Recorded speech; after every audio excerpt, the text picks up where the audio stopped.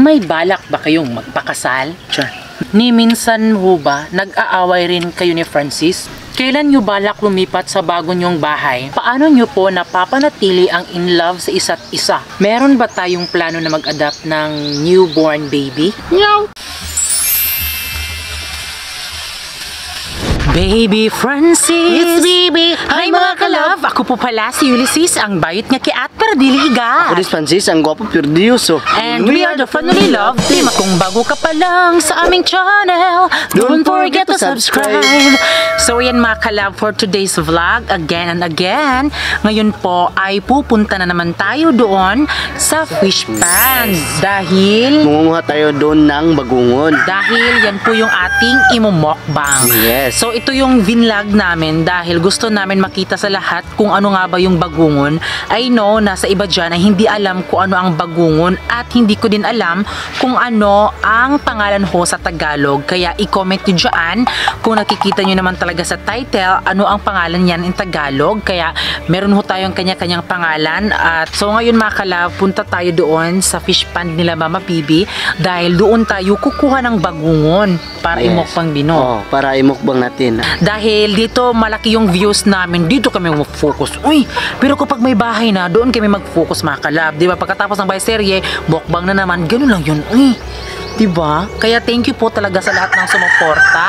Dahil ayan, mag-road to 300,000 subscribers na tayo. Kaya soon, meron tayong pag-giveaway. Kaya dapat tutok lang dahil yung mga mechanics ay dito namin kukunin kung ano yung mga sa mga social media namin, ganon. Kaya abangan nyo po yung 300,000 subscribers natin. So ngayon mga kalab, pupunta na tayo sa fish pan mga kalab para makukuha tayo ng bagungon. Just keep on watching!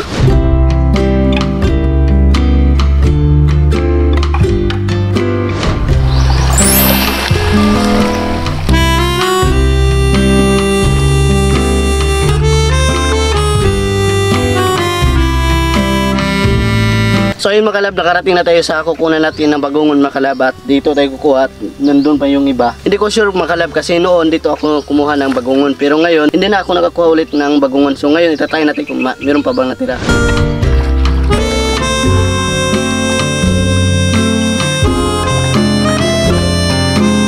Ayun mga kalab, ito pala yung bagungon mga kalab. Malaki ditong bagungon sa amin mga kalab at siyempre yung kinakain naman ito ay lumot, pagkain ng bangos.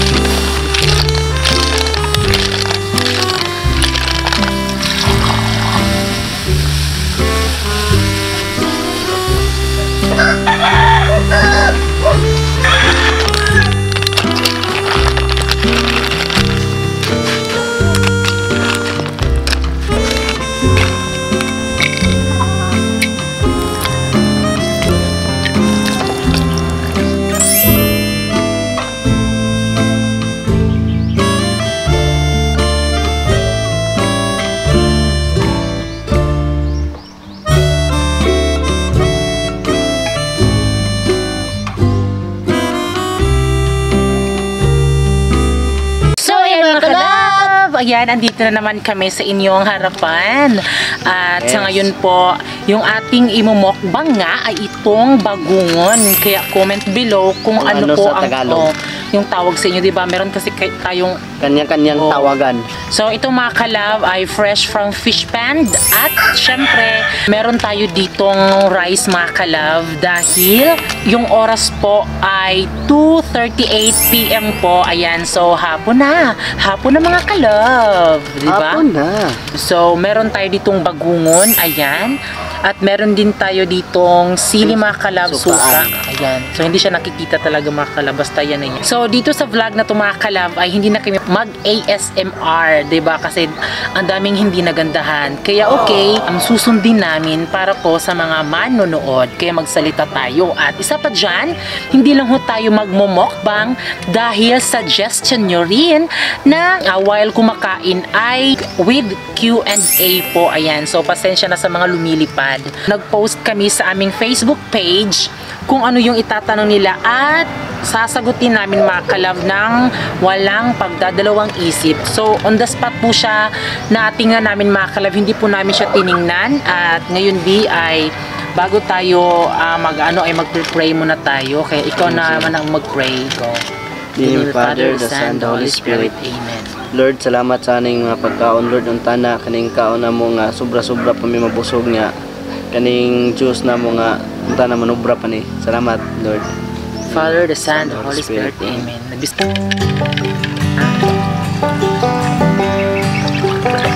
So, ayan mga kalab, simulan na po natin yung pagkain, di ba? So, ito bagungon siya, di ba? Dapat meron kang parang inaano. Hindi yan. Parang ganito, tuturuan kita. Ito mga kalab, tuturuan ko kayo paano makuha to yung laman. Parang ito. Haba. Wala. Pero nung kinain namin to mga kalab, kailangan mo na siyang sigupin kung sa ano tawag dyan mga kalab. Uy, you can ito. My God, ang sarap. Tapos, tsaka mo na siya hihigupin ng labas. Ayan. Ayan po. Hindi lumabas. Ayan. Ito yung laman sa bagungon mga kalab. Comment kayo mga kalab kung anong Tagalog sa bagungon. Napakasarap. Hindi lumabas sa akin, B. Paano yan?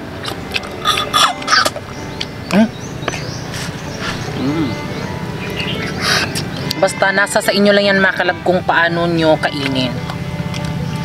Kung bagungon mga kalab. Ang sarap. Masarap ito isaw-saw sa suka mga kalab. The best.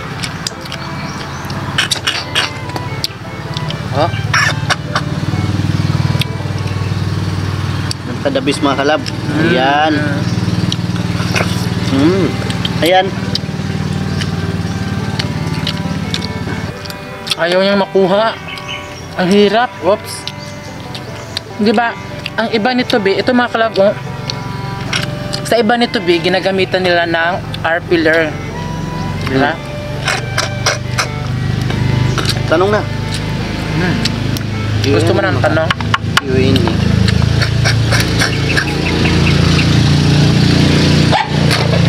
Yung question is about lang naman sa amin ni Francis.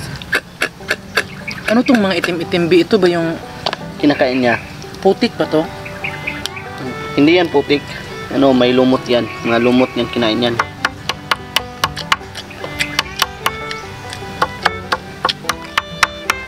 So ito na mga kalab, meron tayo ditong 70 comments at pipiliin lang natin kung ano yung magandang katanungan at saka napaka-interesting talaga.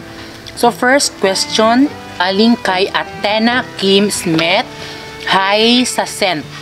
Para sa inyong dalawa, paano nyong nagawang mas maging matibay ang inyong relationship? Shout out from Laguna. Actually, yung para sa akin nasa tao lang kasi yan kung paano nyo i-handle yung relationship nyo, di ba?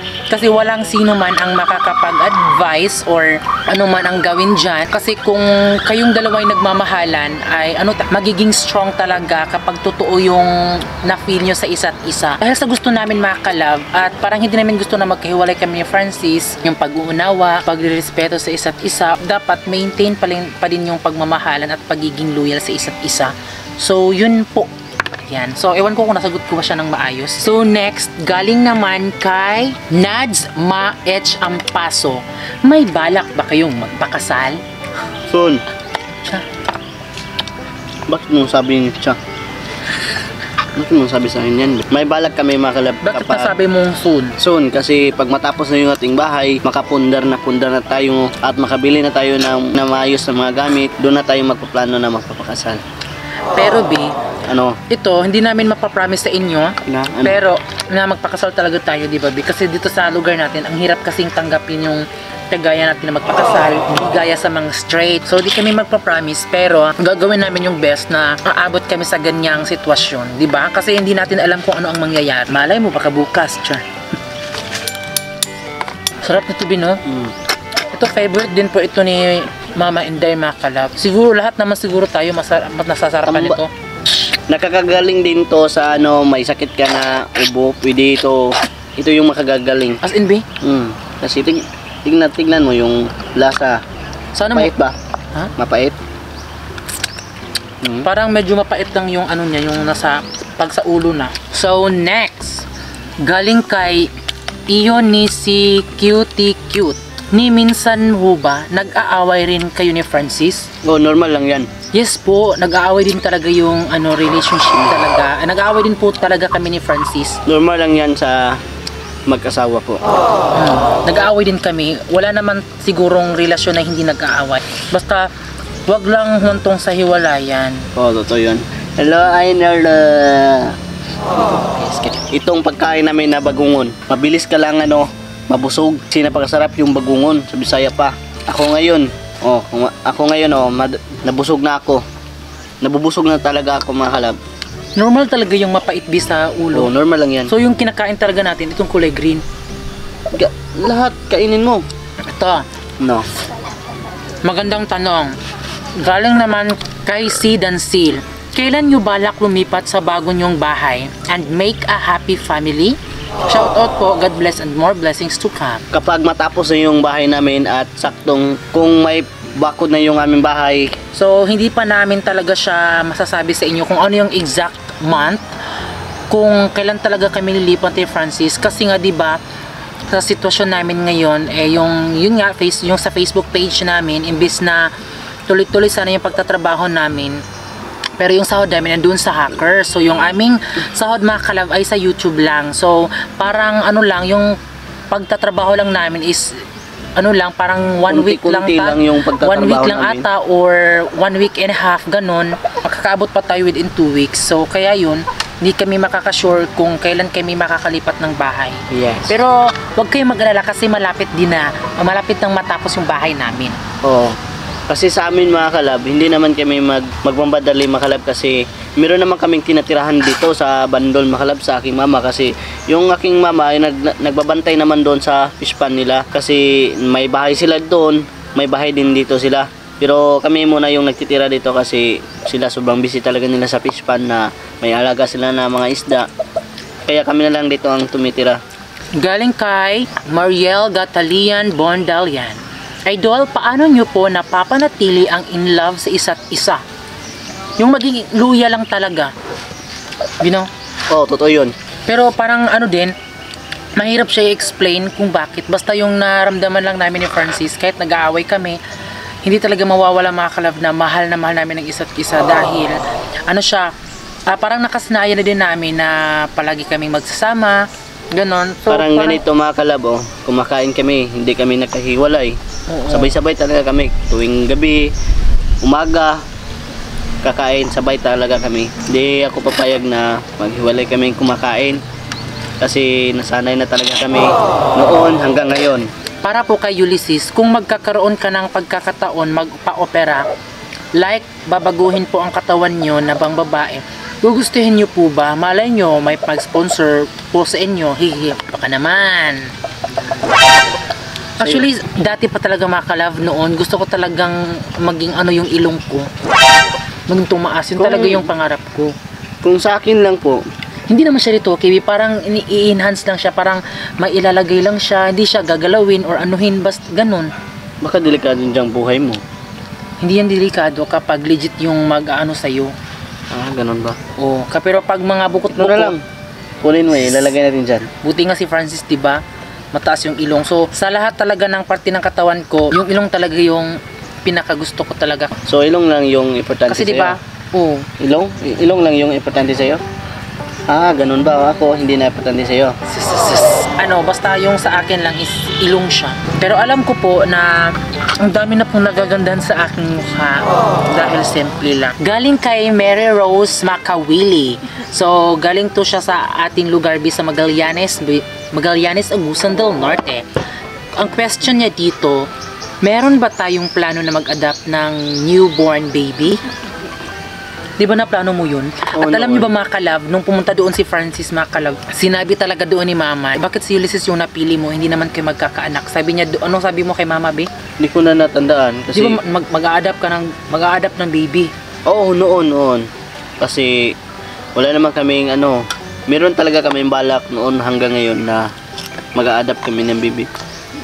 Pinaplanuhan naman namin. So na natin yan planuhin mga kalab na final na talaga. Kasi sa ngayon mga kalab ay nabisi talaga kami ngayon kasi alam na ninyo mga kalab na yung Facebook page namin, ayan po yung problema namin. Galing kay Edeline Fuentes Martinez, sabi niya dito, kung may pagkakataon na bigyan po daw si Francis ng isang babae para maging asawa niya, okay lang ba daw sa akin?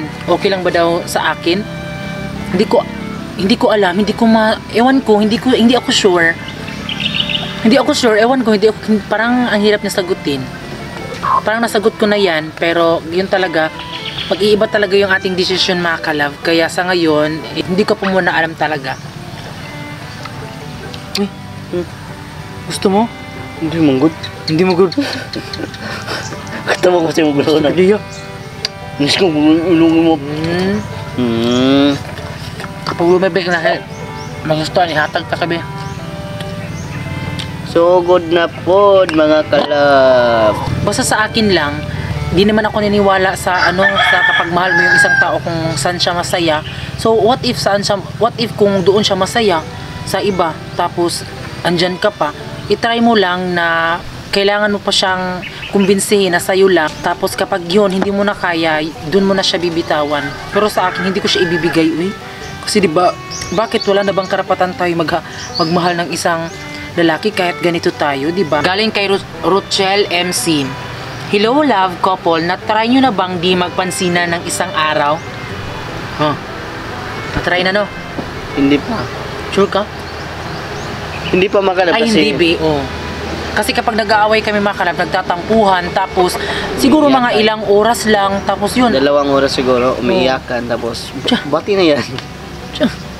Bakit? Man, Totoo yun. gani. So yun po, galing kay Tricia May Castro. Para kay Kuya Francis po, ni minsan po ba hindi niya nagawang magloko sa'yo Ate Yoli or kamausap ng iba? Para sa akin, hindi naman kasi yung iniisip ko na hindi na pwede kasi mayroon na akong kasama ngayon, sapat na sa akin yun na mayroong mag-alaga sa akin at mag-aliglar. Marami na yun, sapat na sa akin yun. Kasi ang hinanap ko naman sa tao ay yung maganda, parang ganito, maganda. At isa pa, yung sa bibig niyo makalab sa batasan ba makalab ba? Sa ugali. O sa ugali.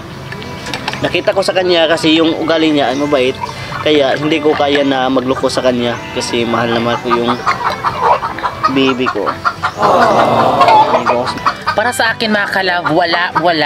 Never nagawa ni Francis yun. Yes. Yung lang nakita ko lang talaga kay Francis ay tampo, sipag, tulog, away, inaasikaso niya ako. Yun nga, walang problema talaga about sa mga girls, ganyan. Wala kaming, kapag nag-aaway kami, walang mga topic na ganun. Kasi walang mga ganun-ganun talaga, 100%. Walang problema kami dyan sa mga, yung inaaway lang talaga namin is yung sa about vlogging lang, kung sino yung magsasalita. Kasi di ba si Francis, hindi siya nagsasalita minsan, kaya ako yung palaging binabash. At sana makalab maintindihan nyo makalab kasi yung bibi ko wag nyo sana ibas na lang palagi kasi meron naman tayo mga puso na masasaktan.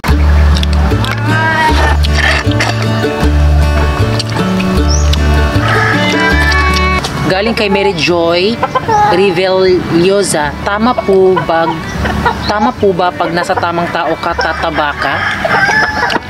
Hindi ako sure mga kalab kasi madami namang mapapayat na napunta sa tamang tao. Meron din namang matataba na hindi napunta sa maling taas sa tamang tao. O ganun lang yon. So hindi ako naniniwala sa ganyan. Sadyang ang lakas lang talagang kumain. Ganun lang talaga mga kalab. Yun. So yun po mga kalab. Yun, sa akin po yun. Galing kay Giselle Casal J. Sino po na uunang mag-sorry pag nagkakatampuhan kayo? At siyempre ako mga kalab kasi kita mga lalaki mga kalab. Tagalog. Tayo mga lalaki mga kalab ay normal na talaga yan sa atin. Kasi yung minamahal natin, sinasaktan natin na bumitaw tayo ng salita sa kanila na kunti naman pero naisip natin na sana hindi natin yan na binitawan kasi alam ko masasaktan na. Yun nga, tayo ang manghingi ng sorry sa kanya. O diba, kahit na kami yung may kasalanan, sorry pa rin talaga si Francis, siya talaga. Yun lang tamang gawin natin. Galing kay Diary Me. Hi mga kalab, we all know na basher is everywhere. So my question for you is, paano nyo hinahandle yung mga basher? Wala, ano lang, tinatanggap lang namin sila sa aming puso ng buong buo. Diba kasi sila din yung rason na kapag nag-comment sila ng ganon, kapag may comment na masama, yung mga supporters naman namin comment. Kaya yun, siya yung rason kung bakit ni-recommend kami ni YouTube at ni Facebook.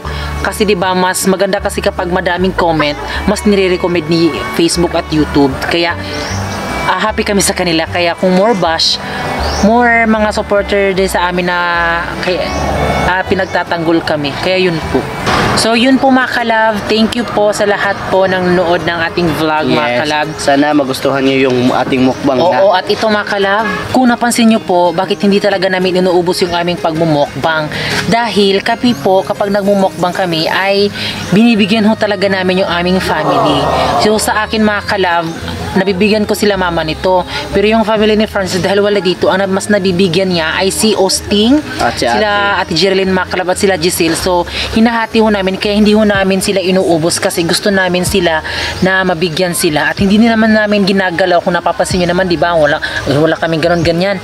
Kaya hindi ho talaga namin nauubos dahil gusto namin na makakain din sila at hindi lang kami ang makakain. Kaya yun po yung rason kung bakit ito po mga kalab, hindi namin agad na tapos mga kalab, na ubos talaga. So yun mga kalab, thanks for watching our YouTube channel at kami ang Family Love Team nagsasabing dapat love lang!